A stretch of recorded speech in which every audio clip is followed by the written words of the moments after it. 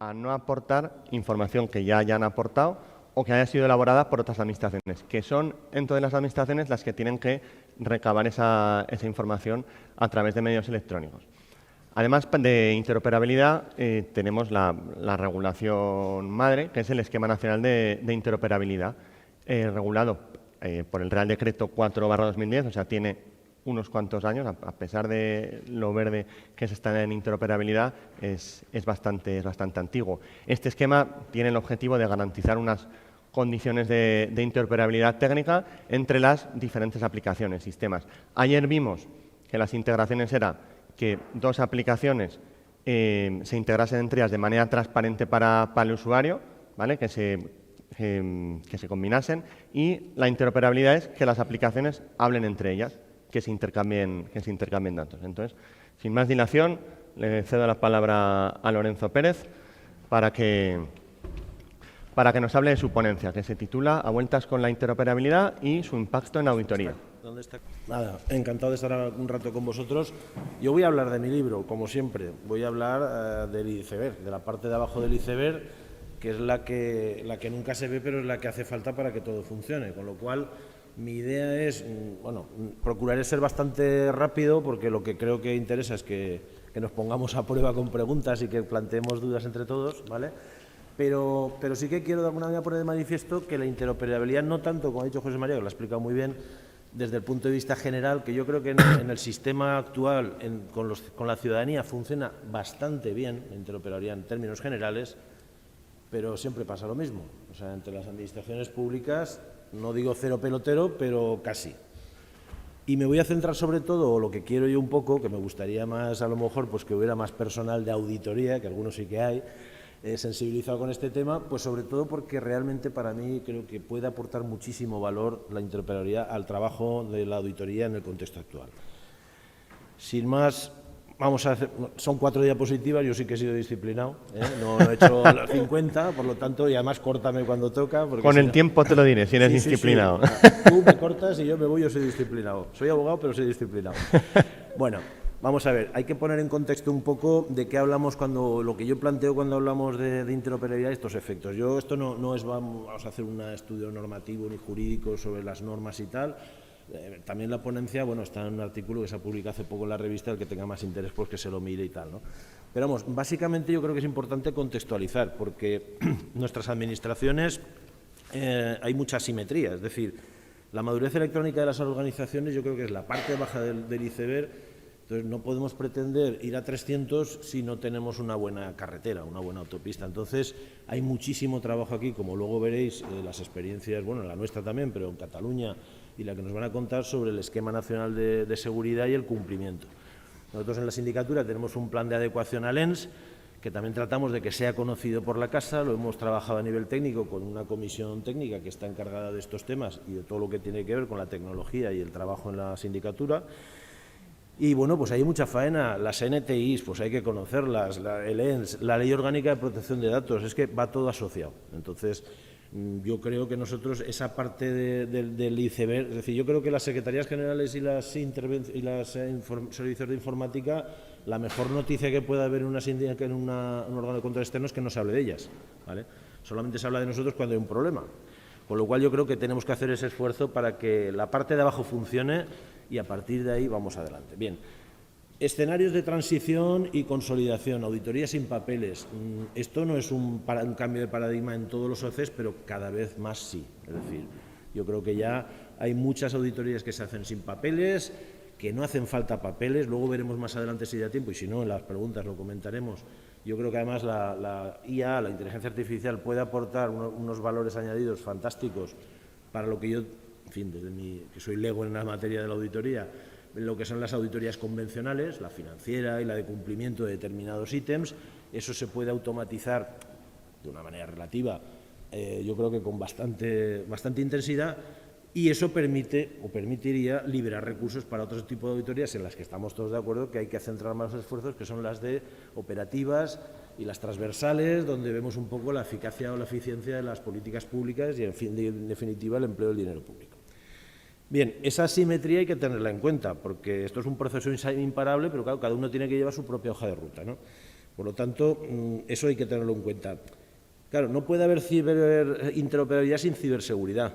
Es importantísimo, una cosa va ligada a la otra. Es decir, ayer hablábamos de, claro, lo que no puede ser es que se esté remitiendo información a través de un correo electrónico, que eso pues no cumple las normas exigibles del propio funcionamiento de la auditoría pública. Por lo tanto, tenemos que dotarnos de sistemas seguros. Ayer estuvimos viendo alguna herramienta, por ejemplo, nosotros hemos utilizado a partir de Hermes, del Tribunal de Cuentas, y pues bueno, a través de las sedes electrónicas y métodos seguros de intercambio de información, etcétera. Nosotros hemos desarrollado una serie de trámites electrónicos que van orientados a ella, que quepa mucha documentación y a facilitar, en definitiva, la carga del trabajo al cuentadante.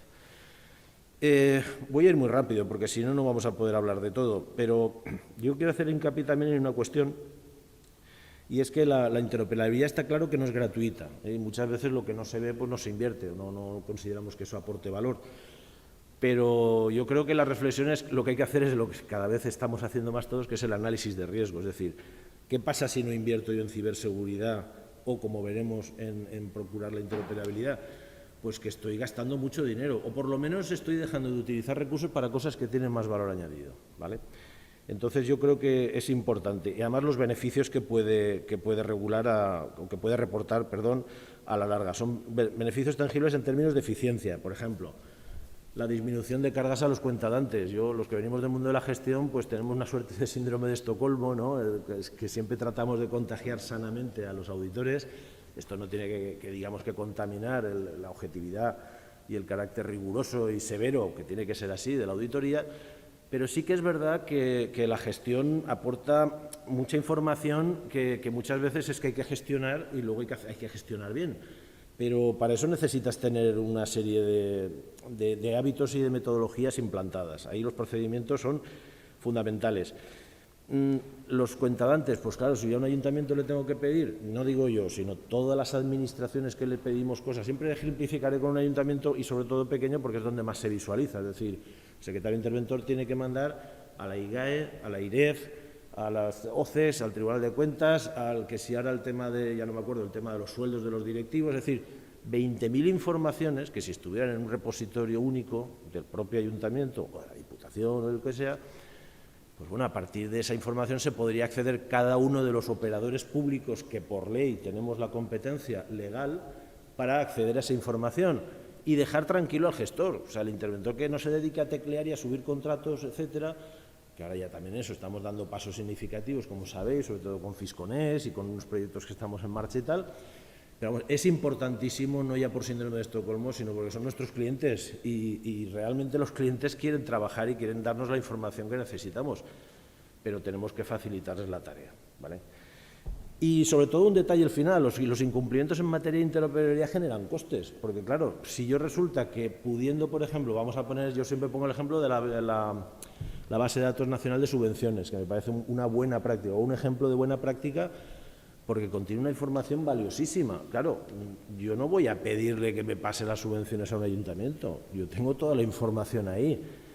La tienes en abierto, en resumen, bastante amplio, pero si luego además entras que te dan acceso con la posibilidad de, digamos, de hurgar en las tripas de los datos, tú puedes ir a la fuente originaria, que en definitiva es de lo que se trata, ir al dato en origen, el dato fiable, único, interoperable y sobre el que tú puedas efectuar todos los trabajos de análisis y de comparativas, etcétera. Bien, avanzamos. Tirando del hilo de la madeja normativa, bueno, aquí yo ahí no me voy a extender porque si no, pero vamos, lo que comentaba, las normas, pues ya lo sabemos, la ley, y a mí me gusta citar siempre la ley 11/2007, la de acceso electrónico, porque de ahí es de donde nació el todavía vigente esquema. Y claro, pues lo que no podemos hablar es de que estar hablando de inteligencia artificial en ayuntamientos cuando esto todavía no funciona, o hay ayuntamientos o entidades más grandes, algunas de los que parece que no saben lo que es el ENS o el ENI. En fin, yo en esto toda labor didáctica que hagamos será poca para empezar en esta tarea. Claro, ¿a qué nos referimos cuando hablamos de interoperabilidad? Bueno, pues la definición ahí, hay un documento por ahí, que es un manifiesto que se ha hecho con motivo de la Agenda de la España Digital 2026, que yo creo que es el marco acertado donde debemos enmarcar todas las propuestas que tengan que ver con la modificación de los términos de la interoperabilidad. Y al final veremos, si da tiempo, pero veremos un poco qué podemos hacer los OCEs en ese sentido, ¿no? Que es un poco limitado, pero yo creo que los OCEs, junto con el Tribunal de Cuentas, podemos hacer muchas cosas. Aparte, diremos al Ministerio, como planteamos ahí, encadenarnos, ¿no? Con el tema del SIR, para que nos den el SIR y se pueda funcionar interoperablemente, por lo menos a nivel de registro, ¿no? Entonces, bueno, la lógica de las normas ahí recomiendo que la interoperabilidad nos vayamos a las NTI. Yo aquí como jurista he de decir que a mí lo de las normas estas técnicas y luego las guías de las normas técnicas y las guías de interpretativas de las guías de no sé qué, a mí este derecho blando no me gusta. No me gusta tampoco con la ley 2023, que te obliga a tener así una serie de principios y tal. Oiga, no, esto o es procedimiento administrativo o no lo es, pero acláreme cuál es el marco jurídico. Pero bueno, eso es una pataleta de jurista. Pero vamos, que realmente las NTI es donde está la madre del cordero. Y en algunas guías concretas, en la ponencia, si no lo digo ya las podréis ver, algunas que recomiendo su lectura porque son específicas de la interoperabilidad. Entonces, claro, marco normativo lo tenemos, pero ¿por qué luego resulta...? Mirad, yo el lunes tengo una reunión con la agencia tributaria, porque ayer Joaquín, un auditor nuestro, hizo una ponencia en la que, claro, lo hablaba con él, se ha llevado la parte bonita, él expuso una auditoría operativa sobre el cumplimiento del destino de la financiación de las subvenciones y tal, para ver que habían llegado y habían sido efectivas, con las altas de seguridad social, etcétera. La Tesorería General de la Seguridad Social es un buen ejemplo de cómo responde, desde nuestro punto de vista, a la inquietud de que decir, le hemos dicho, necesitamos estos datos para esto, porque nuestra ley se lo hemos argumentado todo y nos han dado acceso a los datos, con algún problema, pero lo hemos conseguido. Pero la agencia tributaria, mi artículo, no me acuerdo si es el 95 o 50 y tantos, pues que no me deja. Y teoría del consentimiento del sujeto pasivo. Oiga, un sujeto pasivo va a decidir si yo al final, que soy un órgano estatutario o constitucional, no puedo ejercer legítimamente mis competencias, con el valor añadido que supone eso de control y de rendición de cuentas a la sociedad. En fin, son cosas conceptuales que yo no me explico cómo estamos ahí.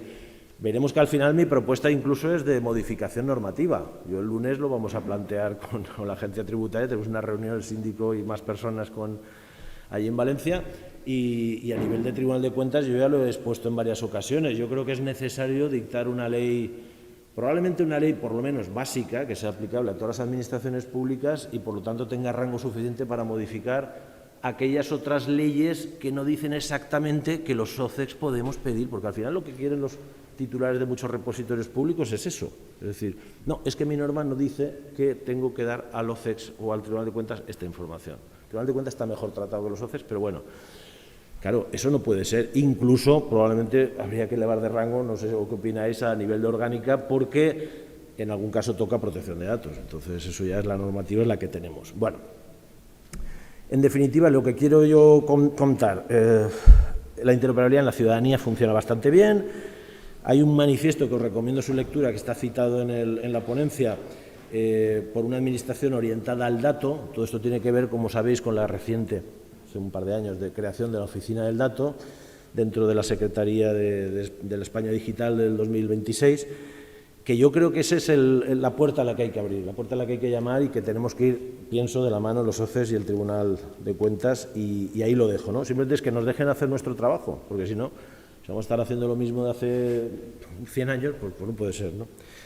Bien, ¿cómo está y por supuesto, desde luego, vamos, no quiero extenderme por ahí porque si no me perdería, pero lo que yo llamo la burocracia digital, ¿no?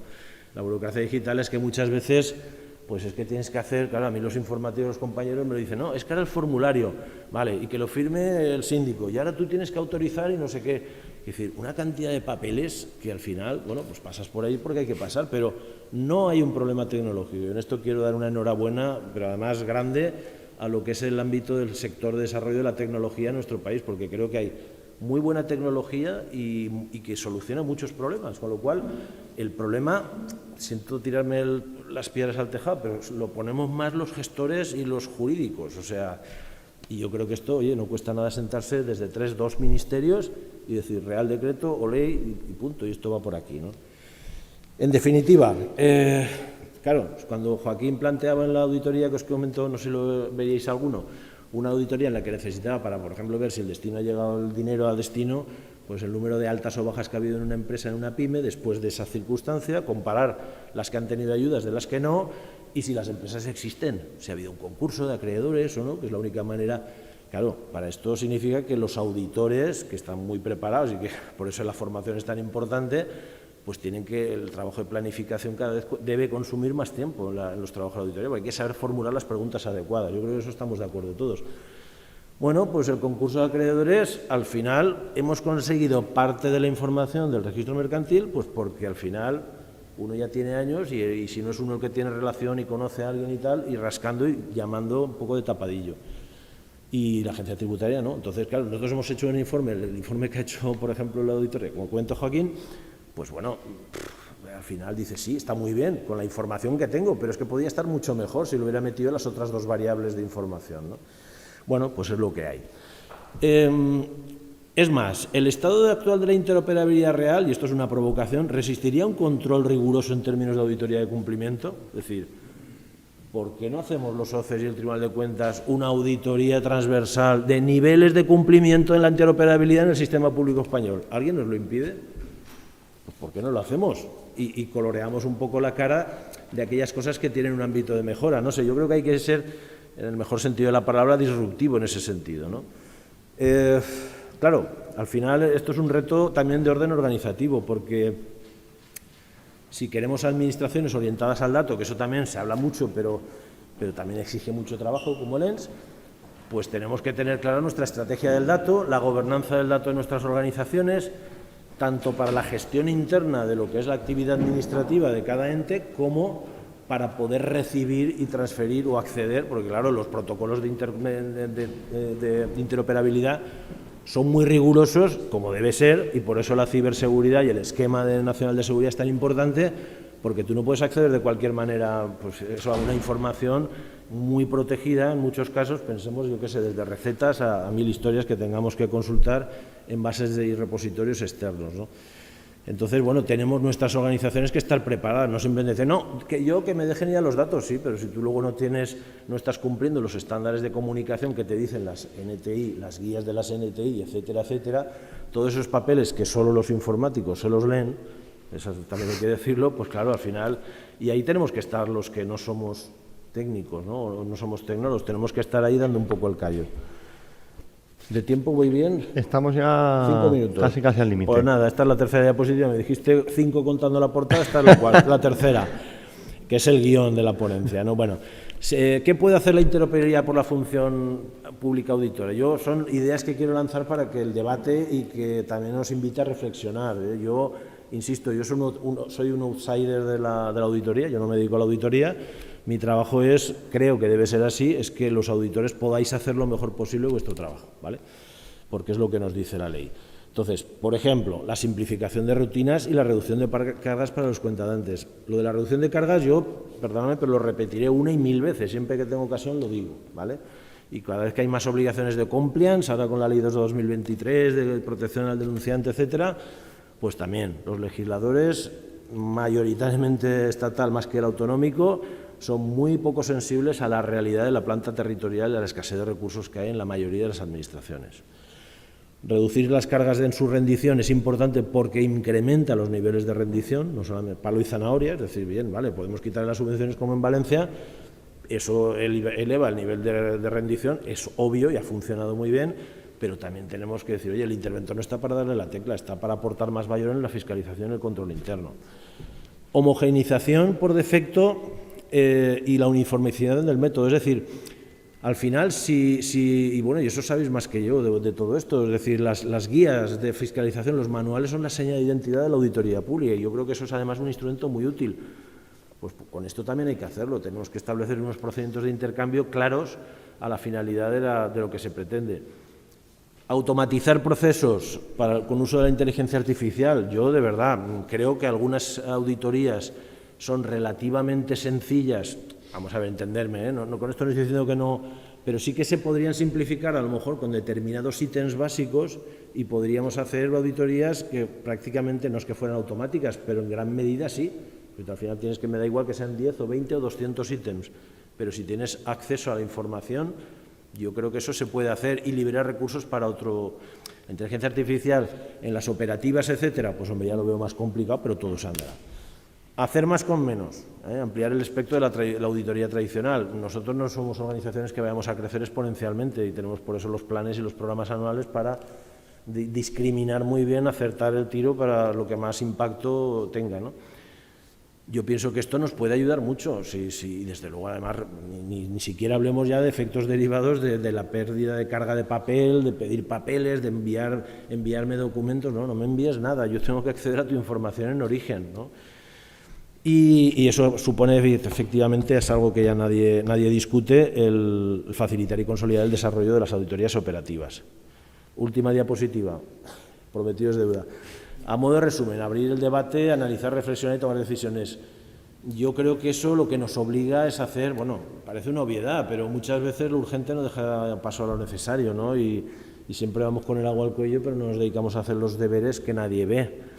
Y que luego, cuando hay un problema, dirá, pero es que esto había que hacer esto y había que dedicar recursos a esto y había que cambiar los servidores y incrementar el ancho de banda y etcétera, etcétera.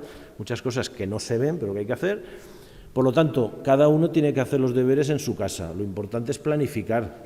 Lo mismo que se planifica es un instrumento muy clásico, pero hay que saber dónde estamos, hacer la foto fija, la Polaroid, y hacer unos ítems de seguimiento para saber a dónde tenemos que llegar. Nosotros básicamente tenemos dos instrumentos muy útiles que lo hacemos además de manera colegiada en un órgano formalizado que nos reunimos, en los que hay presencia jurídica, directiva de los síndicos, de un síndico que lo preside, y del ámbito de la tecnología y del archivo, y ahí es donde se deciden todas estas cuestiones. Algunas luego se llevan al Consell para su aprobación: políticas de seguridad, políticas de gestión documental, políticas de gestión del cambio, de incidentes de ciberseguridad.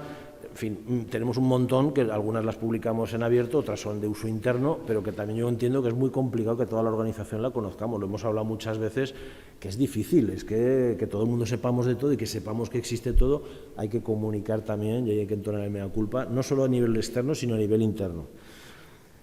La segunda y más importante, ¿pueden los OCEs prescindir de la interoperabilidad? Vamos, yo diría no, punto. Y no daría más explicación porque, en fin, se pueden dar, pero es que yo creo que no es opcional, no es opcional. Esto viene de serie y yo creo que viene para quedarse. Cualquier otra cosa que hagamos supone, desde mi punto de vista, derrochar recursos, ¿vale? Y de hecho tampoco costaría nada hacer unas auditorías en las que pudiéramos comparar cuando funcionamos con interoperabilidad y acceso al dato en origen, ¿vale?, de la entidad o del repositorio que tengamos que controlar, o hacerlo de la forma tradicional, que le mando un escrito, le mando un papel, mándame el documento, me lo veo, esto no es lo que quería, al final te lo acaba mandando por correo electrónico, no sabes si es un documento o una evidencia con la suficiente integridad, firma electrónica puede haber o puede no haber.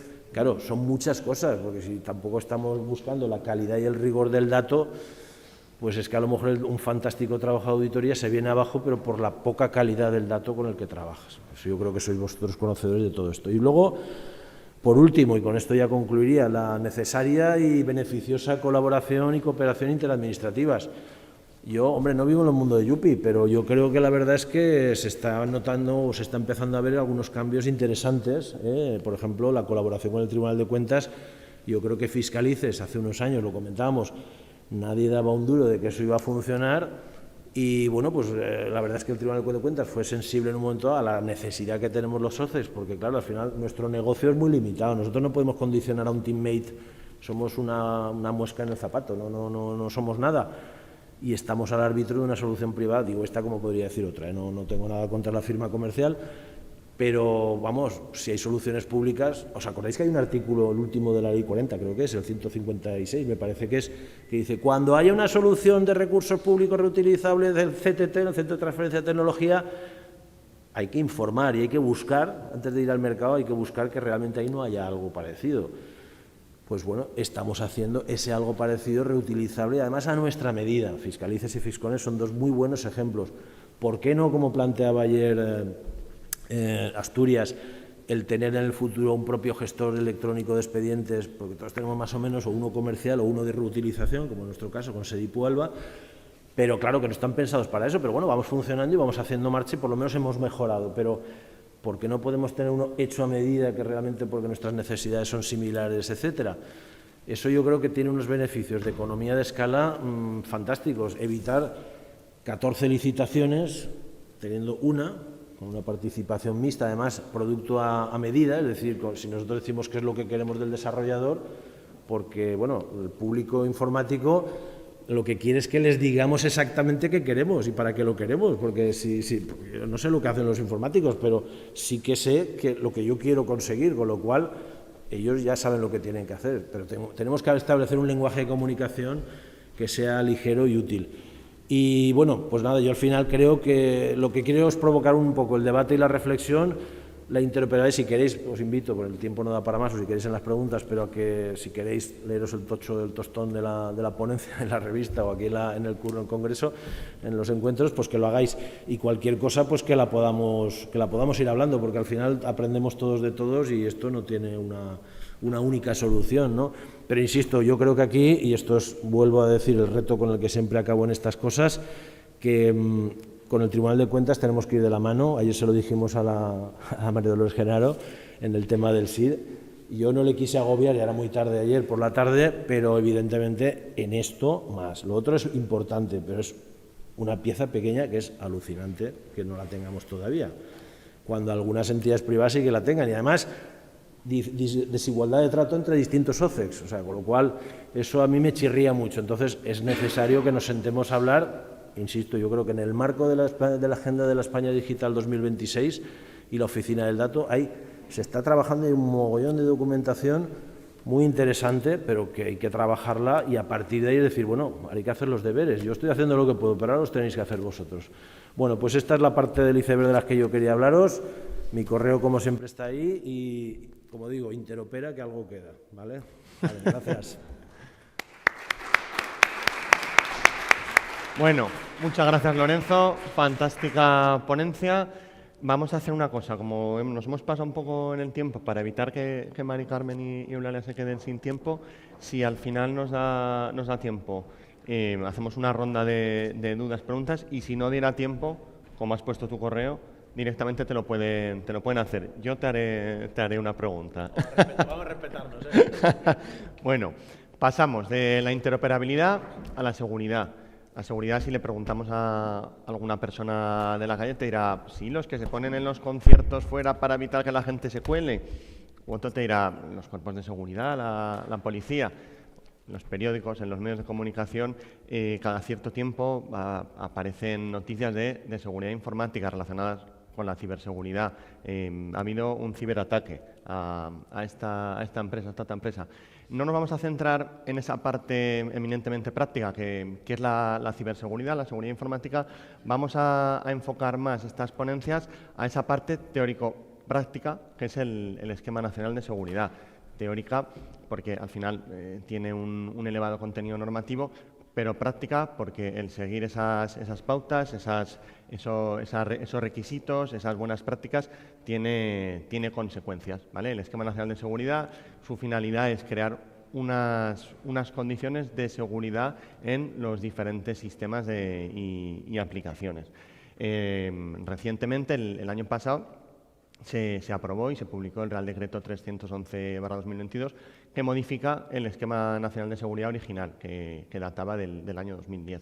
Entonces, este Real Decreto es importante, la fecha de publicación, que fue el 4 de mayo, porque da, a partir del día siguiente de la publicación, 2 años, para que todos los sistemas preexistentes a su entrada se adapten a esa nueva normativa.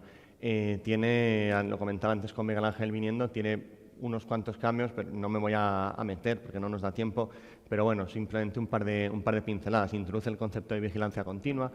En cuanto a la segregación de funciones, flexibiliza un poco esos requisitos que en organizaciones como las nuestras, que en algunas somos 2 personas en el equipo TIC, en algunas incluso solo hay uno, el tener esa segregación era imposible. Cuando uno está de baja, el otro le tiene que cubrir.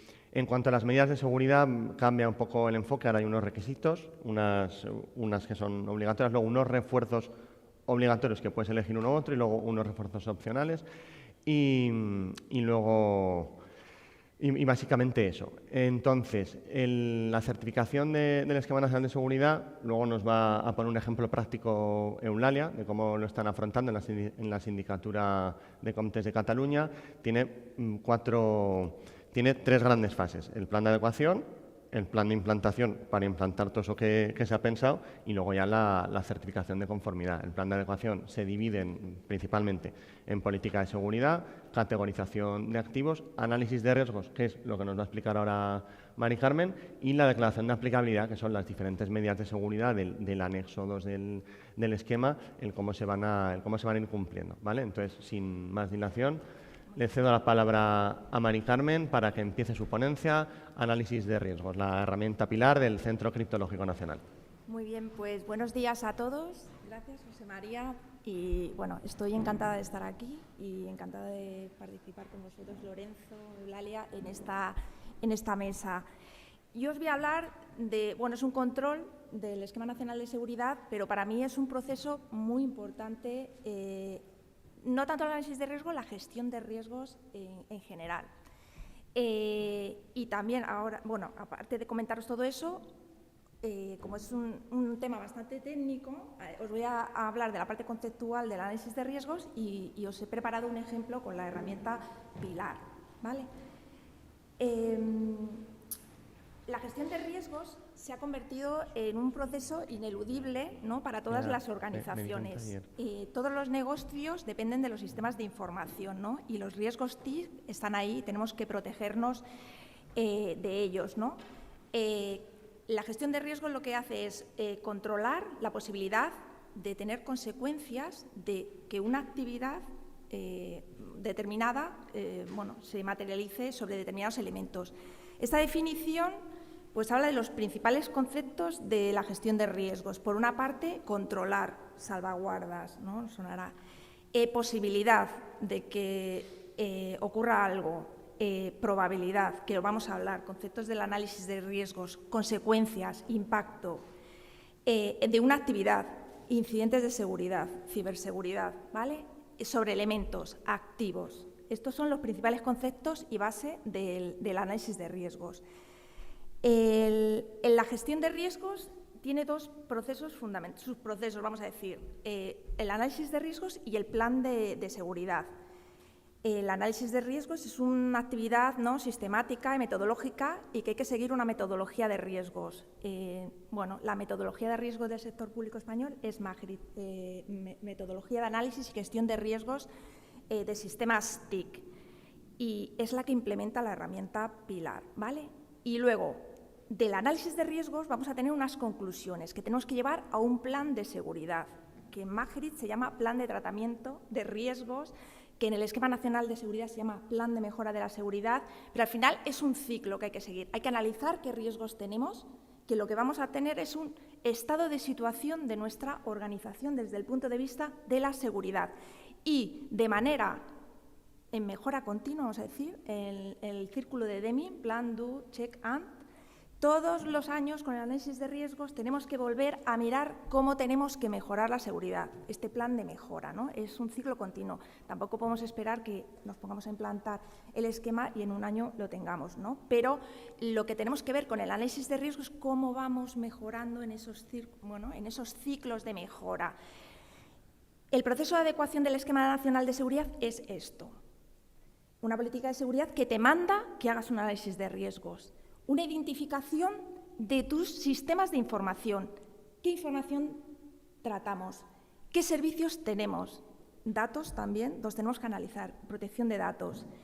¿Qué valor le damos? ¿Qué valor tienen esos sistemas para nosotros? En función de ese valor es principal, luego es fundamental, lo vamos a ver después. Analizamos los riesgos, vemos nuestras deficiencias y tratamos los riesgos. Esto es la gestión de riesgos. Los conceptos principales de MAGRIT o de la gestión de riesgos están aquí, los hemos hablado antes en la definición. Activos es todo lo que tiene valor para nuestra organización, ¿vale?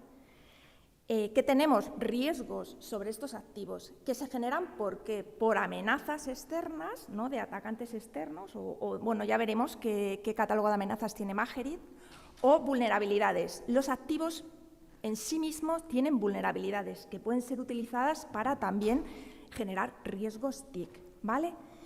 Y que tenemos salvaguardas, ¿vale? El esquema nacional es un conjunto de medidas de seguridad, de protección, que son salvaguardas para, bueno, mejorar la posición de seguridad de las organizaciones. Bueno, obviamente los activos tienen propietarios, ¿no? Que somos las organizaciones.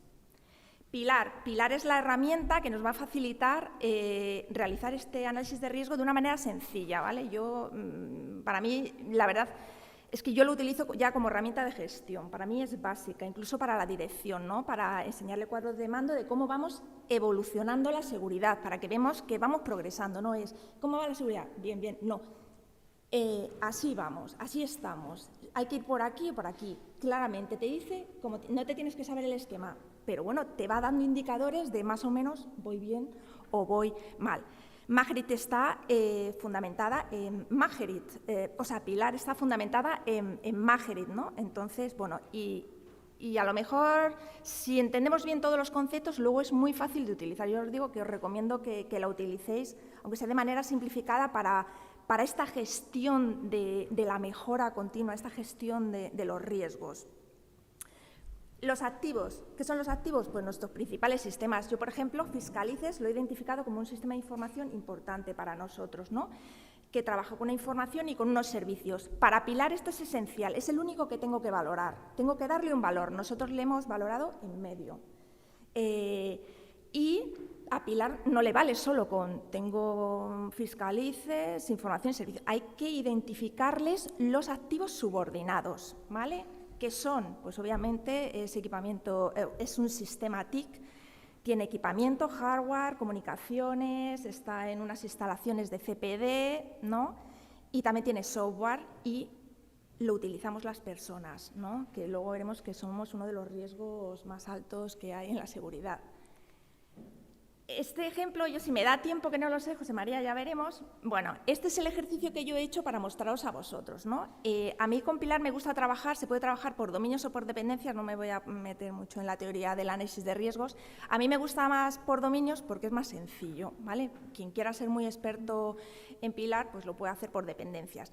Y yo aquí os he identificado 3 dominios principales para mí. Para mí, las redes corporativas internas, ¿no? Que sería donde están nuestros sistemas internos de fiscalización, ahora TeamMate, mañana será Fiscalices, que tiene informaciones, así que tiene información súper importante para el negocio y un servicio que tienes que acceder a él, ¿vale? Y luego también he identificado otros 2 dominios de seguridad que son diferentes, que son todos nuestros empleados teletrabajando. Eso es otro dominio de seguridad. Es su casa, con su router, lo veis abajo, con su cliente VPN. Eso para mí también lo tenemos que controlar, ¿vale? Y eso está para mí en otro dominio de seguridad. Y luego la proliferación del uso de servicios en nube. Eso también es otro dominio de seguridad completamente diferente y lo tenemos que valorar, ¿vale? En Pilar solo valoramos, en realidad puedes valorar todo lo que quieras. En una escala, aquí veis que he solo valorado las 5 dimensiones de seguridad, que entiendo que estáis todos familiarizados con ellas: disponibilidad, integridad, confidencialidad, autenticación y trazabilidad. Pilar también te permite ver el tema de protección de datos, pero no me voy a meter ya en esa materia. Y Pilar te permite también una escala del 0 al 10. Yo me voy a limitar al básico, medio, alto del Esquema Nacional de Seguridad, pero tienes una granularidad entre medio muy alta si quieres ser especialista en la herramienta. Como veis aquí, yo he determinado que para los temas propiamente de nuestro negocio, ¿no? La fiscalización, pues medio, mínimo en todas las dimensiones de seguridad. Y en el acceso de remoto, pues en disponibilidad lo he puesto abajo, porque a mí me parecía que una persona que no pueda trabajar, pues no es para que lo pongamos a medio ni alto, ¿vale? Entonces, para que veáis que esto hay que modularlo. Es importante dar un valor para determinar la importancia que tienen esos activos, esos sistemas para nuestra organización, ¿vale? Después de nuestros activos, ¿qué ocurre? Que tenemos amenazas. ¿Cuáles son las amenazas, no? Y estas amenazas que producen una degradación y un impacto sobre estos activos, ¿vale? Y se puede producir esta amenaza con cierta probabilidad, ¿no? Que genera un riesgo. Aquí hay un concepto que es el riesgo potencial en análisis de riesgos, que es el riesgo que tiene cualquier activo si no tuviera ninguna salvaguarda, ¿vale? Luego veréis que pues, es elevado, obviamente, por la naturaleza de los activos que hemos definido. Majerit define un catálogo de amenazas, que aquí esto es súper fácil porque nosotros, al utilizar Pilar, no te tienes que complicar en qué amenaza es contra este activo, tal, no. Aquí, por ejemplo, en este ejemplo, veis el de CPD, pues obviamente, bueno, el catálogo de amenazas está clasificado, digamos, en 4 categorías, que son desastres naturales, amenazas de origen industrial, fallos o errores no intencionados y ataques intencionados, ¿vale? Y él, dependiendo de la naturaleza del activo que tú hayas definido, pues él te va a seleccionar cuáles son los que le afectan y con qué probabilidad y con qué impacto. O sea, tú lo puedes modificar si quieres en Pilar, pero, hombre, yo me fío bien de quien haya implementado, digamos, la herramienta, de que eso lo ha trasladado correctamente desde Majerit.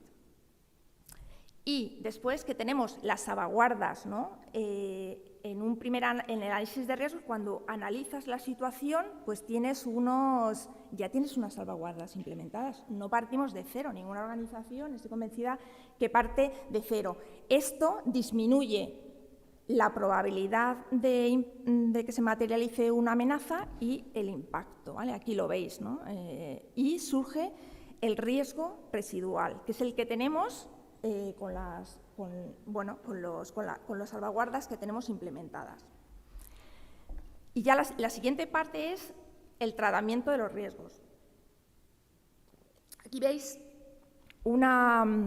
esta es la pantalla del Esquema Nacional de Seguridad. Son las medidas organizativas y técnicas del Esquema Nacional de Seguridad. Aquí tenemos que ir valorando, veis que hay 3 columnas, Current, Target y NS. NS es el ideal, de un nivel medio, L3, ¿vale? Utilizamos los niveles de madurez del CMMI. L0 no existe salvaguarda, L1 existe pero está por defecto, configurada por defecto. L2 ya tiene un mínimo de configuración, esa salvaguarda. L3 es la que queremos alcanzar. Está gestionada y documentada, ¿vale? Por eso todos los procedimientos, etcétera. Si no tenemos documentado, no podemos garantizar que tenemos un L3. Y un L4 es ya medible, es decir, que yo encima tengo indicadores de cómo está funcionando ese control, ¿vale? L4 se exige para nivel alto, L3 nivel medio y L2 para nivel básico del Esquema Nacional de Seguridad. Y bueno, aquí veis una evolución, por eso, de cómo van los riesgos. El potencial, sin ninguna medida de seguridad, a la vista del inventario de activos que yo he realizado en el ejemplo, ¿vale? Os saldrá diferente en función del inventario de activos que tengáis. Claro, la escala es del 0 al 10, pero ya veis que el 5,1 es en rojo. En rojo es terrible, vamos, cerramos negocio, ¿vale? Entonces, cuando hemos metido el E1, que es el ejercicio que yo he hecho, he metido el E1 en el Current y el objetivo es el E2 en este primer ciclo de mejora y el E3 ya llegaré para el Esquema Nacional de Seguridad. Ya simplemente con el L1 habéis visto que ya hemos mejorado el riesgo, ¿no? Seguimos teniendo el acceso remoto ahí, integridad y confidencialidad un poquito peor. Tenemos que seguir trabajando en mejorar la seguridad. Y el target era con L1, con L2 veis que también mejoramos, ¿no? Un básico, tampoco estamos mal, estamos en microcens, es menos que básicos, y decir, un mínimo de seguridad, el L2 no es malo, un básico no es malo, y estamos preocupados por la seguridad, veis que bajan los riesgos, pero todavía tenemos que seguir trabajando. Y en el esquema ya veis ahí que con un L3 ya los riesgos están controlados. De la escala del 0 al 10 debemos estar siempre por debajo del 2, ¿vale?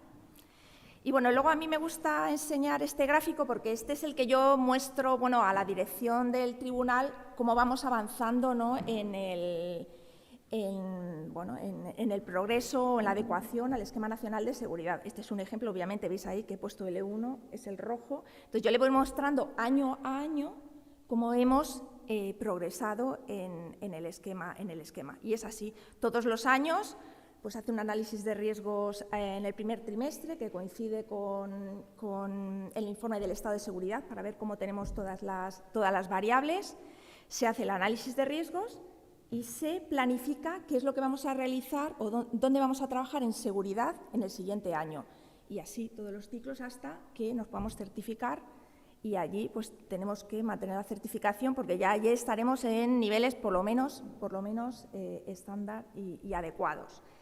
Vale, ¿me da tiempo para presentar 5 minutillos? Venga, pues me da tiempo.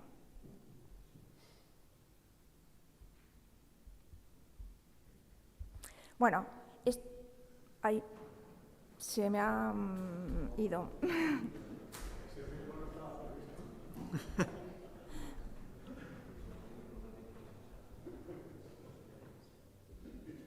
Igual se ha apagado, calla, espera. ¿Qué les ha pasado antes?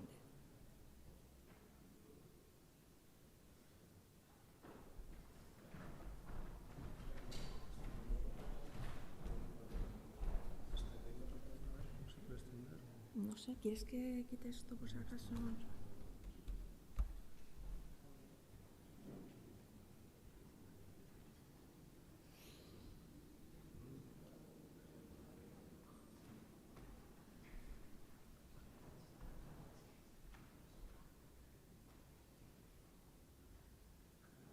Vale. Bueno, os presento a Pilar, no es que es una interfaz ahí súper bonita, no veis que no, pero bueno, para nosotros no es importante la interfaz, sino los contenidos.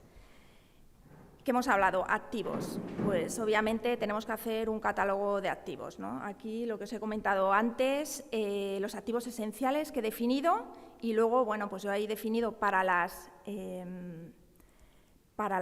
redes, a ver aquí, para la red corporativa, ¿no?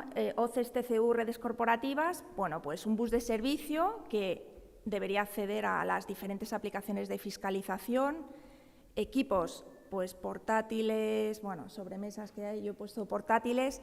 Luego esto tiene mucha más granularidad, te tienes que meter dentro y tienes que ir diciendo, pues tienes sistema operativo Windows, o sea, tiene una granularidad muy grande. Todo esto hay que completarlo.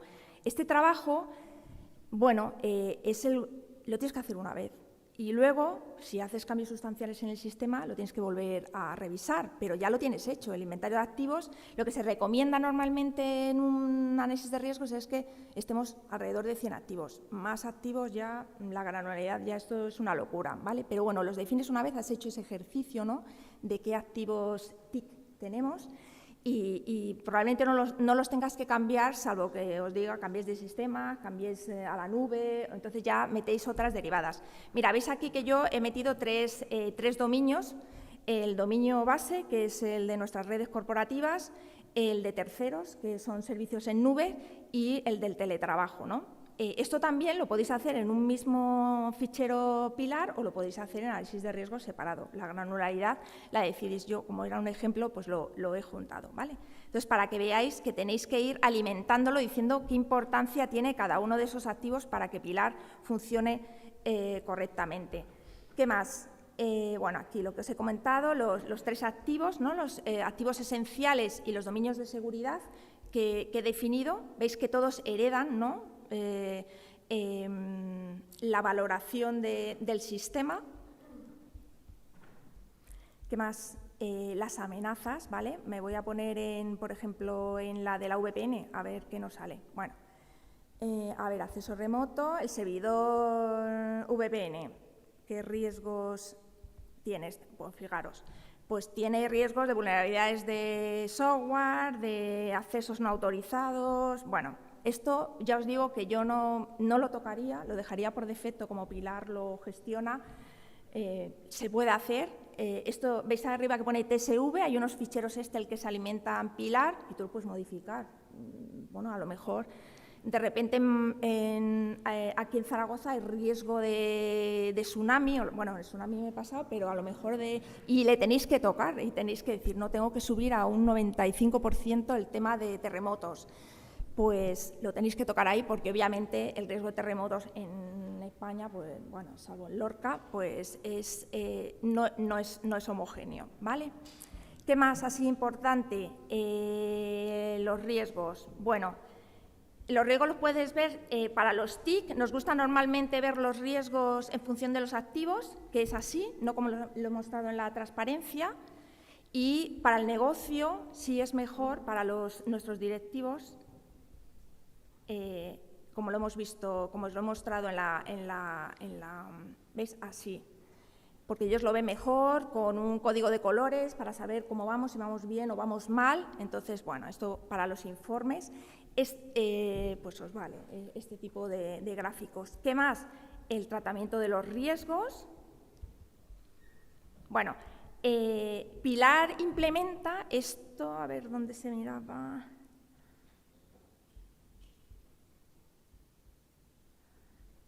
Tiene diversos catálogos de medidas, ¿vale? El Esquema Nacional de Seguridad, que lo veis aquí, pero también podéis seleccionar estas salvaguardas de aquí arriba que ponen, son las propias de Majerit y de Pilar, pero podéis seleccionar la NIS, tiene el código de controles de la NIS, del Cyber Security Framework también, de la 27000, o sea que vosotros podéis seleccionar los controles que queráis si no queréis hacer el ejercicio de análisis de riesgos con el Esquema Nacional de Seguridad, o sea que incluso del RGPD y de controles que han metido, supongo que a petición, el Centro Criptológico Nacional, a petición de la Agencia Española de Protección de Datos.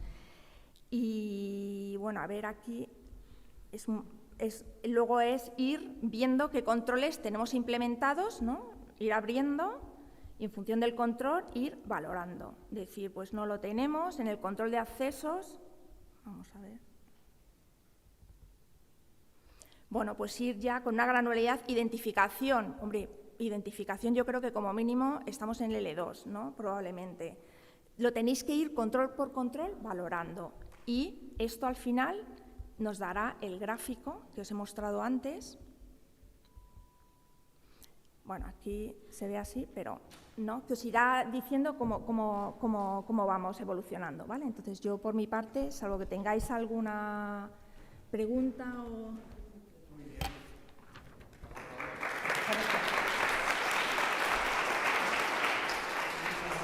La verdad que magnífica ponencia, siento un poco de envidia. Sí. Una envidia del manejo que tienes de la herramienta Pilar. Bueno, yo en el tribunal, mi figura no está ubicada en la subdirección TIC.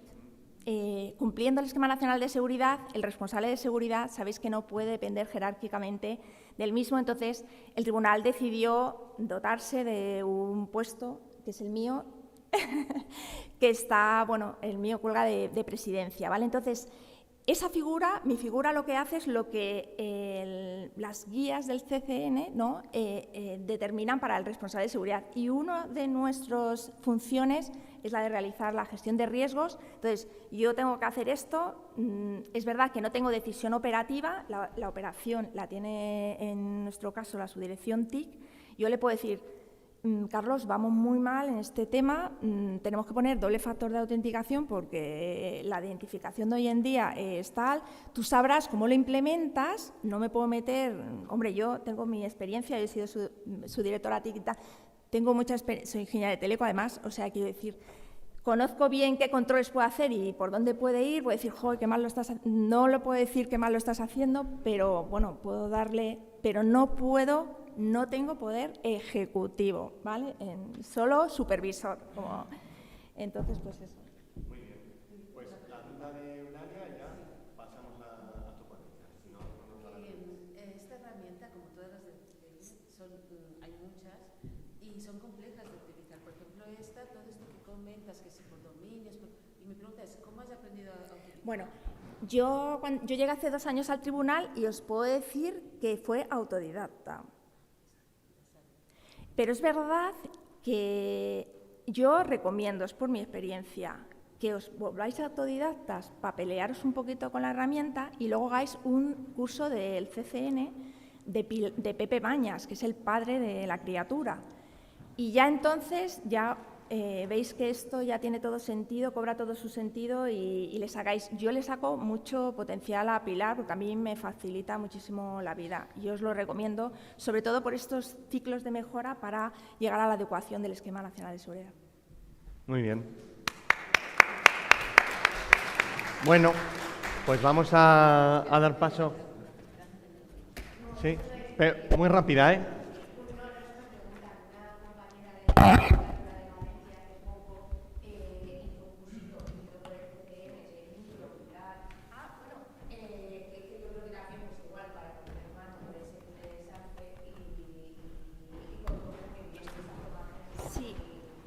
dos cositas que se me ha pasado antes. Por reforzar lo que Lorenzo ha dicho, el tema de la interoperabilidad y el tema de aunar esfuerzos para realizar aplicaciones comunes, porque al final nuestro negocio ya no es que es una cuestión de eficiencia, ¿vale? Y luego otra cosa es, nosotros, yo seguro que el Departamento de Entidades Locales del Tribunal y vosotros podemos hacer una labor concienciadora, sensibilizadora, no sé cómo llamarlo, con las entidades locales, porque sí que es verdad que a mí me hizo una exposición de Microcens, ¿no? De cómo iba el tema de la certificación, el esquema de las entidades locales, y yo creo que nosotros podríamos hacer también un esfuerzo, ¿no? De ir impulsando, moviendo eso, porque ganaría en seguridad nacional, así os lo digo. Bueno, Muy gracias. bien. Bueno, vamos a dar paso a la última ponencia, que corre a cargo de Eulalia Manero, como hemos dicho, y la ponencia va sobre la certificación del Esquema Nacional de Seguridad en UNOCES, los primeros pasos que se están dando para ello. Bueno, buenos días. Gracias a todos por asistir. Ya sabemos que era muy prontito, pero bueno, así todos somos un buen grupito. Pues aquí el título de la ponencia es El camino para certificar la sindicatura en el ENS. Yo le quería poner el arduo camino, pero quedaba un poco feo porque realmente es un camino muy arduo. ¿Qué pasa? Que el Departamento de Informática ya tiene muchísimo trabajo, ya sabéis todos, aquí estamos todos en informáticos, que el trabajo se multiplica, cada semana hay cosas nuevas, nos crecen los enanos, que decimos nosotros, y esto es una cosa más que tenemos que hacer. Primero de todo, os hablo de las fases de proyecto. Bueno, también decir que para todo esto nos está ayudando una empresa externa que tiene mucha experiencia, pero ahora llevamos desde enero, febrero trabajando. Yo diría que nos ha faltado quizá al principio un poco de conocimiento de lo que íbamos a abordar, y lo estamos abordando un poco a salto de mata, es decir, todo parece que te caigan las bombas y no sabes de dónde te vienen, porque siempre hay cosas nuevas, se tiene que hacer esto, se tiene que hacer aquello. Es la impresión que me da, que un poco falta de conocimiento a nosotros del propio Esquema Nacional de Seguridad. Entonces lo estamos abordando como os ponemos aquí. Primero, pues, determinar el alcance, que hablaremos del alcance, el cuerpo normativo, que ya sabéis que es muy largo, muchos documentos, etcétera, y vamos desarrollándolo. Entonces, celebramos estas reuniones del Comité de Seguridad, aprobamos estos documentos, hacemos alguna mejora técnica, lo que podemos, y entonces facilitamos la dinámica de cumplimiento y volvemos otra vez a hacer el bucle, hacer más documentos, más mejoras. Estamos trabajando así como os digo, en plan Scrum, en interacciones y haciendo bucle. Bueno, primero de todo, tuvimos que detectar cuál era el alcance. Esto es muy importante. Para empezar, los que no habéis empezado, ¿qué alcance queremos abordar?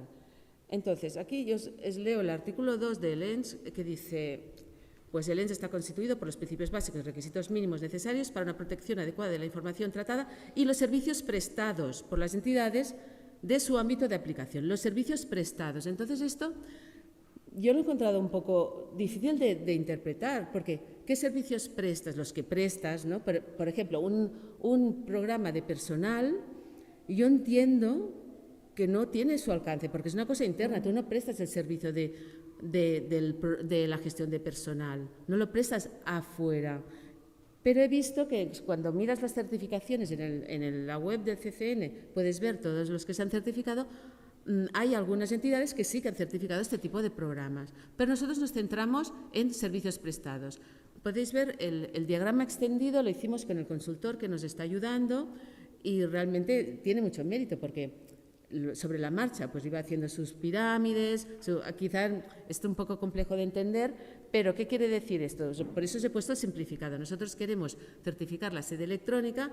¿Qué pasa? Que la sede electrónica no es una cosa aislada como un planeta y ahí está, no, sino que se entierra en toda la pirámide, se entierra en todos los sistemas y llegas hasta los servidores, hasta la VPN, como decíamos antes, los ordenadores personales. Es que al final es casi todo lo que tienes que arreglar. Entonces, el cuerpo normativo, aunque dice, no, bueno, nos dice el consultor, no, hay algunas entidades que nosotros les damos el cuerpo normativo, que son 35 documentos, que ya tela, y tal cual lo aprueban y les va bien. Nosotros esto es que lo encontramos imposible, porque tú cada documento tienes que leértelo, asimilarlo, ver qué se deriva de aquel documento, porque claro, lo tienes que cumplir, no es solo aprobarlo, sino que lo tienes que cumplir.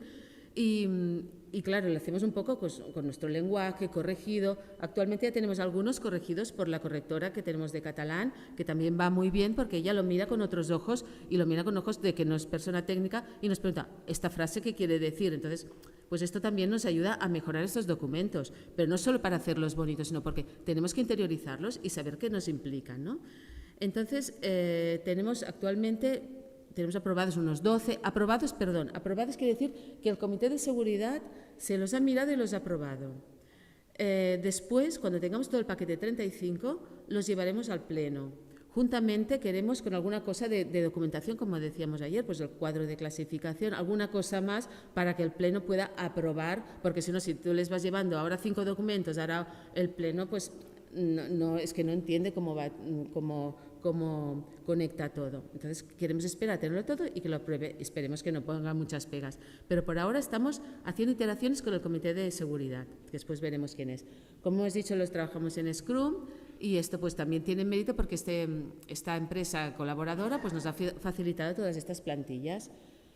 Entonces, el Comité de Seguridad está formado por el Secretario General, por la parte de Gobierno Interior, la parte jurídica y yo, servicios informáticos, y el consultor externo, como la Oficina de Seguridad, por ahora también forma parte de esta oficina que aprueba los documentos, hacía las actas, las reuniones, etcétera. Entonces, actuaciones pendientes. Ya os digo, vienen las balas y no sabes ya de dónde te vienen, porque cada día hay cosas nuevas. El doble factor, que estos días hemos hablado bastante del doble factor, yo creo que daría para toda una mesa redonda y hablar de qué hacemos con el doble factor. Por ejemplo, me parece muy curioso cómo lo había resuelto Fiscalicex. Realmente tiene mérito cómo lo ha resuelto, pero bueno, no, lo digo así rápido. O sea, que tú la primera vez que entras te manda un mail para que tú confirmes que esa es tu password, después te guarda una cookie y tiene una cookie de caducidad un par de meses y después te volverá a hacer la misma pregunta. Y ellos dicen que los auditores les han dado por bueno. Pero claro, lo que tampoco puede ser es que cada sistema que tú entras tenga una manera diferente de abordar el doble factor. Porque un día una consultora que nos está ayudando de otro tema nos dijo, dice, es que entré no sé dónde, en una web, dice, y ya no sé dónde tenía el doble factor, en el móvil, en el correo, Claro, la pobre chica trabaja para diferentes empresas y dice, ya no sé por dónde me viene el doble factor. Entonces, estamos aún dándole vueltas, porque claro, tú si tienes aplicaciones propias puedes desarrollar un doble factor, pues como ha hecho Fiscalicex, por ejemplo, pues sí, sería una manera. Pero entonces, yo creo que tienes que estandarizar cómo entrar con el doble factor. Stoppings, claro, tenemos una serie de stoppings, que hay sistemas que no son nuestros, no dependen de nosotros. ¿Qué hacemos con este doble factor? Otras actuaciones que hemos hecho, obligar a que las contraseñas sean robustas, también hemos unificado, bueno, esto también para las contraseñas, unificar usuarios, no sé si os pasa a vosotros, pero tenemos pues el usuario, que entramos en aplicaciones de la Generalitat, el usuario para entrar en nuestro directorio activo, y alguna cosita suelta que hay un tercer usuario. Entonces, todo esto estamos en proceso de unificarlo. Tenemos sobre todo 3 fuentes y ya tenemos un proyecto casi aprobado, que lo haremos primero y después unificaremos también con las aplicaciones de Generalitat un único, bueno, no es un único directorio activo, son varios directorios activos que se sincronizan y así tendremos un único usuario y password y pondremos los passwords robustos, etcétera. Esto ya sabéis que aunque sea una cosa tonta entre comillas, da mucho trabajo. El otro día que mandamos a los usuarios cambiar el password, lo dirán los Jordis, el trabajo que nos dio. Y dice, es que hay alguien que yo creo que aún no sabe por dónde entrar. Bueno, entonces, y sobre todo ahora estando aquí, ayer entrando pone el ordenador, cambiando un password a una usuaria porque ya no se aclaraba el password nuevo que le había puesto. Después, el tercer punto, súper importante. Mi preocupación como jefa del servicio es que no nos hunda en el futuro, porque esto es un trabajo que este año nos dará mucho trabajo, pero después continúa. Es máximo automatizable. Todos los informes que te puede pedir un auditor los tendrías que sacar haciendo un tic. Ahora sí, hay mucho trabajo de documentación, pero después dices, informe de no sé qué, espera que lo busco aquí, lo busco allí, hago el informe, la cabecera. No, esto no puede ser. Ha de ser con una tecla que te salga el informe que te puedan pedir. Esta es mi obsesión. Después también lo veremos. Las aplicaciones del CCN, que por eso le preguntaba a Mari Carmen, hay tantas, saber para qué sirve cada una. Claro, nosotros como veníamos de desconocimiento, pues de, oye, la microclaudia la tienes, Jordi, la hemos instalado, ¿dónde está? ¿En la nube? ¿La hemos bajado? Sí, que tengo un servidor. Bueno, y cada cosa es una cosa nueva y a veces un poco ordenadas según mi punto de vista. Después, las pruebas que tenemos que hacer, la de pentesting, que ahora estamos persiguiendo, a ver esta prueba de pentesting, quién nos la puede hacer, si al final tendremos que pedir un servicio a una empresa externa. La prueba del phishing ya la hemos hecho, con poco éxito. Hicimos una prueba del phishing, la sindicatura, con un mensaje que decía que te regalaba un ticket de Amazon. Yo creo que la gente no se dio ni cuenta, simplemente no hizo caso al mail y ya está. Nos hemos hecho una encuesta, nos han contestado pocos. Pero eso es bueno, ¿no? Que no hicieran ni caso, que lo borraran y no le dieran... No, pero nos lo tiene que reportar. Ya les hemos hecho un camino en la intranet, que es haciendo clic nos reportan el phishing. Porque os digo en serio, no sé vosotros, pero nosotros la semana anterior de la prueba nos llegaron dos y uno de ellos repetidos varias veces. Phishing de verdad, no de prueba. Pues esta prueba nos ha dejado un poco planchados, veremos, les hemos insistido que nos contesten la encuesta porque ni nos la contestan y a ver qué pasará la semana que viene. Después, otra cosa muy importante es esta herramienta de correlación de logs que tenemos que ver, cómo la instalamos, el cómo, esto aún está pendiente. Los dispositivos extraíbles de memoria, bueno, esto prácticamente no se utiliza, pero queremos incluso limitarlo, porque sí que es verdad que si tú lo permites, pues pierdes el control, no sabes si alguien se está copiando información. Después, el punto 8, súper importante, tenemos algún sistema operativo un poco antiguo, está en soporte, pero ya al final del soporte y tenemos que actualizarlo, todo actualizado. Y esto sabéis que si tenéis una aplicación propia que corre en un Windows, no os diré el año porque me da vergüenza, esto se tiene que actualizar. Actualizar quiere decir, bueno, una revolución a la aplicación y esto tienes que encontrar el momento, hacer las pruebas y depende del momento del año no lo puedes hacer, pero en eso estamos actualmente porque hemos visto que si tienes un sistema operativo sin actualizar, por allí te entran, continuamente están allí a ver si te pueden entrar. Nos quedan un par de minutos, Eulalia. Vale. Pues después planificar, implementar todas las tareas y tal. Bueno, y en verde ya os he puesto cuál es nuestro objetivo. Pues procedimentalizar y automatizar al máximo todo lo que podamos para que esto en el futuro uno de nosotros casi dedicado a todo esto, porque no tenemos la suerte, bueno, Maricar, el Tribunal de Cuentas es mucho más grande que nosotros, pero bueno, nos gustaría pues tener un responsable de seguridad que pudiera dedicarse plenamente, si no full time, pues casi, ¿no? Ya, esta es la penúltima, voy rápido. Claro, los stoppings son muy importantes. Hay cosas que no dependen de ti. ¿Qué haces con la sede electrónica? Nosotros la tenemos en Cataluña, existe un consorcio y tiene el EACAT, que es el portal de trámites electrónicos, y no cumple l'ENS. No, nos han dicho que en un par de años bueno, de hecho ya están en ello. Cambiarlo todo, entonces sí que cumplirá. Claro, pero ¿qué hacemos mientras? Estos 2 años y tampoco sabemos cuál será el resultado.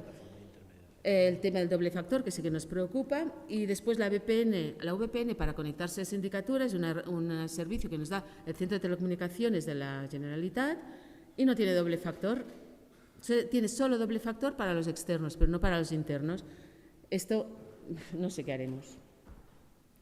Y bueno, esta sí que ya es la última. Nosotros tenemos el Jira ya desde el 2014 o con alguna cosa del 2013, o sea, tenemos más de 10 años de conocimiento de tickets, todos los tickets, todo lo que hacemos nosotros está registrado en Jira, pero se queda un poco corto y bueno, y las subidas de producción, todo registrado en Jira, pero después de que Valencia Manuel nos presentó el GLPI, que es una herramienta, además es gratuita, que tiene más alcance que el Jira porque puedes llevar el inventario y otros temas del departamento informático, nos gustó mucho y queremos hacer la transición hacia el GLPI para hacer tal como os digo, o sea, configurarlo de manera que tú, una subida pro, o sea, sería como un flujo. ¿Qué tienes que hacer en una subida pro? Pues hablarlo con el comité de seguridad, después de hacer un análisis de riesgos, buscar la hora, cuándo lo quieres hacer y que cumpla unos requisitos, y entonces todo esto tú lo vas documentando y el día que te viene un auditor dice, a ver, la subida es a pro, un clic y te sale todo el informe. Entonces esto pues depende de la implementación que hagamos al GLPI, porque la experiencia de todas estas herramientas que son muy complejas es que tienes, bueno, como decíamos de Fiscalicex o de TeamMate, todas las herramientas, si lo implantas mal, después lo sufres años y años, o sea, tienes que perder el tiempo configurando bien la herramienta. Y estamos planteándonos pues coger una empresa externa, hemos visto por ahí algún ayuntamiento de Cataluña que lo ha hecho, una empresa externa de gente especializada que nos ayude a implantar, aunque el Jordi Domene ya se la conoce y ya, ya tenemos el inventario en el GLPI, tenemos algunas cosas, pero queremos una visión un poco externa de alguien, o sea, el objetivo es implantar GLPI con vistas al cumplimiento del ENS. Por ejemplo, inventario de las máquinas, un botón y así no tienes que empezar a ver esto donde lo tengo en un Excel, aquí y allí, en una base de datos. Y este es el objetivo, ya veremos si lo cumplimos. Muy bien. Con el tiempo. Muchas gracias, Eulalia. Nos hemos quedado sin tiempo para dudas, solo una cosa que quería comentar como advertencia, consejo, como lo queráis tomar. En cuanto a lo que has comentado de los servicios disponibles al ciudadano y los que no. Nosotros nos certificamos el año pasado en el nivel medio del esquema y originalmente el objetivo era certificarnos en sede electrónica y portal web. ¿Qué ocurrió? Que al momento de la certificación los auditores de AENOR nos dijeron que eran los servicios que se certificaban más todos los que colgaban de ellos. Entonces, por ejemplo, la aplicación de recursos humanos nos argumentaron que como es donde nosotros fichamos y nosotros somos las personas que editamos, que administramos la sede electrónica y el portal, que también requería cumplir todos los controles del Esquema Nacional de Seguridad. La aplicación donde tenemos el inventario informático, también por lo mismo. Entonces, que tengáis cuidado, no va a ser que luego os den algún susto. Nosotros, el acceso a estas herramientas de administración es vía web, pero también nos hicieron pasar la VPN, porque también podemos entrar con la VPN, a pesar de que sea un acceso directamente vía web y no tengas que estar en la red de la Cámara de Cuentas de Aragón. Entonces, revisarlo, hablar con la consultora que tenéis contratada para que no haya ningún susto a última hora. Sí, no, esto que comentas, tenemos clarísimo que la VPN entra dentro del grupo, pero claro, el programa de gestión de personal, yo le he dado muchas vueltas y pienso, pues no le afecta. Lo que sí que afecta es los datos que nos vienen de la sede electrónica, las aplicaciones que ingestan estos datos. Esto sí, entonces es como esta pirámide y al final vas a parar esto que os digo, los servidores, que por suerte el CPD, donde tendremos los servidores, ahora ha cambiado el contrato y ya será otro proveedor, cumple el ENS, esto ya está bien, porque si cumple el ENS ya tenemos un problema resuelto. Pero el tema de gestión de personal, de todas maneras lo preguntaremos, pero yo no le veo, la verdad. Te lo advierto, con el CPD sí. nosotros lo tenemos subcontratado externamente, pero claro, en la sede de la Cámara de Cuentas tenemos el firewall y los switches, aunque todo lo demás está fuera. Pues también en esa ubicación donde está el rack también tuvimos que poner un termómetro para que nos alertara de la temperatura, tuvimos que poner un detector de agua, un detector de fugas por si se inunda, o sea, que luego cuando llegas a la auditoría de certificación salen cosas que te dejan un poco sorprendido. Pero bueno. Vale, pues tendré en pues cuenta. Nada, Eulalia, muchísimas gracias. Si alguna tiene alguna duda, lo que haremos, lo mismo que hemos dicho con Lorenzo, lo mismo para Mari Carmen también, las enviáis directamente al correo de ellos o al nuestro de la dirección de los encuentros, la de secretaría, ¿vale? Muchísimas gracias a todos por vuestra atención.